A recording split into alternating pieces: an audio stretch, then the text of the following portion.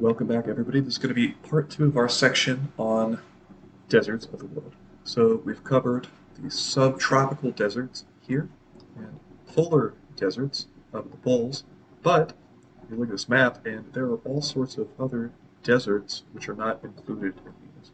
So a little bit here, deserts here, desert here, deserts here, and here. Not all of these are subtropical deserts. There has to be some other kinds. And that's what we're going to talk about. So first, continental interior deserts. As you can imagine, going to be found in the interior of the continent.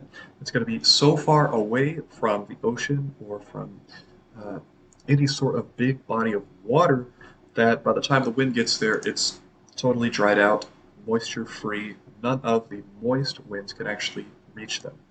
Uh, one area, biggest example that you need to remember here is going to be Gobi Desert here in Asia. So you notice it is so far away from the ocean. By the time the winds blow and get all the way to here, they've lost all the moisture along the way. You have rain shadow deserts. So these are going to be on the leeward slopes where the wind is not hitting whenever you have mountain ranges. And the picture will make it a lot more clear on this. But the moist air comes in off the ocean, hits the mountain range, it rises up, and as it rises up, it cools and condenses, and all of the moisture drops out of it before it hits the other side. And we can just skip ahead to the image on this one. It makes it a lot more clear what's happening. So we have our sea, got moist air coming in off the sea, it hits the mountain, starts to rise. As it rises, it cools off, starts to drop all the moisture in it, form clouds or as precip, and by the time it gets to the other side, it is completely dry. You actually get a desert on one side of the mountain and rain every day on this side here. Famous examples of this, you get these actually here in the US.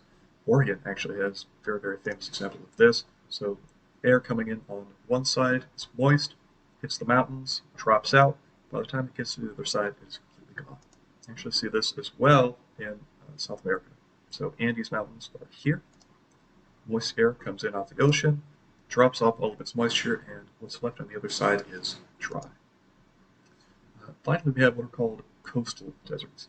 So you have some sort of cold ocean current, which is coming along near a coast, and by the time any sort of warm, moist air would get to the actual land there at the coast, it's cooled down by the cold water, and so it loses a lot of the moisture.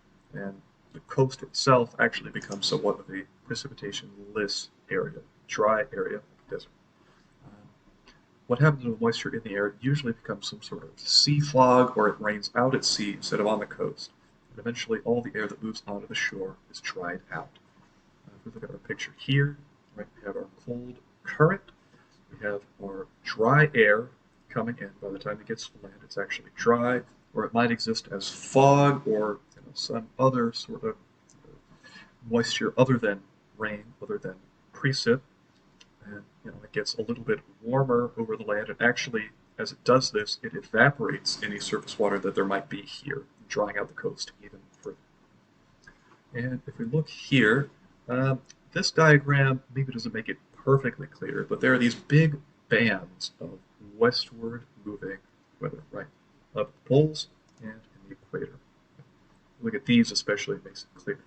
Westward moving currents. In between these, you have eastward moving currents. And these are actually what we're going to be looking at for this section specifically. So we have our cold current coming in off the coast of South America, and it causes this area here, everything along that coast where we have the cold current, to be especially dried out. It's something similar with Africa. You notice there's this pronounced desert over here, right? Weather comes in from the east, and by the time it actually gets there, it is completely dried out on land. Next section, we're going to cover erosional landforms from deserts. Okay, stick around, we'll see you then.